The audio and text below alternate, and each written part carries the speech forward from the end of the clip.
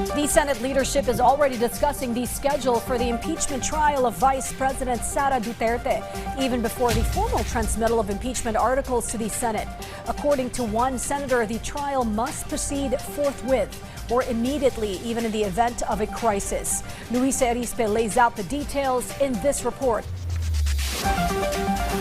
The Philippine Senate is bracing for the impending transmission of articles of impeachment against Vice President Sara Duterte from the House of Representatives. In an interview with DWIZ Radio, Senate President Pro Tempore Panfilo Lacson confirmed that Senate President Vicente Soto III has convened a meeting to determine how the upper chamber will balance the high-stakes impeachment proceedings with its regular legislative session in May. Tumawag ng meeting si Senate President dahil na-anticipate niya na nga yan. Sabi niya, meron siyang information na it's almost, not almost, it's a certainty na itatransmit yung articles of impeachment sa Senate. Senators are currently debating various scheduling proposals to ensure the trial does not disrupt the chamber's regular duties. Sabi ko, baka pwedeng gawin natin, MWF, 3 o'clock pataas o 2 o'clock pataas, yun yung impeachment trial. Pero Tuesdays and Thursdays, doon tayo mag-plenaryo, mag-session ng ganun din, 3 o'clock pataas. Senator Lacson insists the Senate will proceed with the trial immediately or forthwith, as constitutionality mandated, regardless of any ongoing national crisis. Constitutional duty ang nakalagay ng forthwith, yun, diniscuss din namin yun . Anong gagawin pagka dumating dyan? Wala tayong choice forthwith .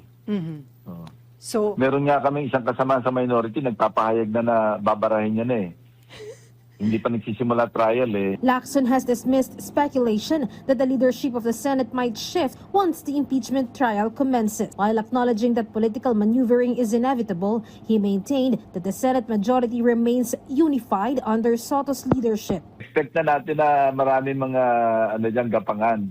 Diyan nangyayari kasi yung pagpaplat pagka merong session break. So ako naman, kami sa majority, mukhang solid naman kami. At least to my knowledge.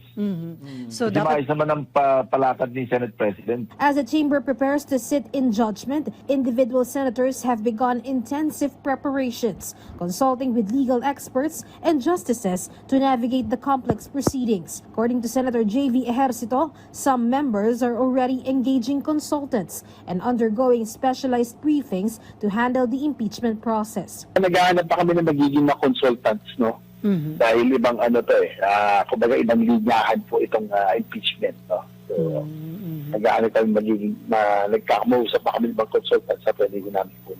Luisa Erispe from the National TV Network for a new and better Philippines.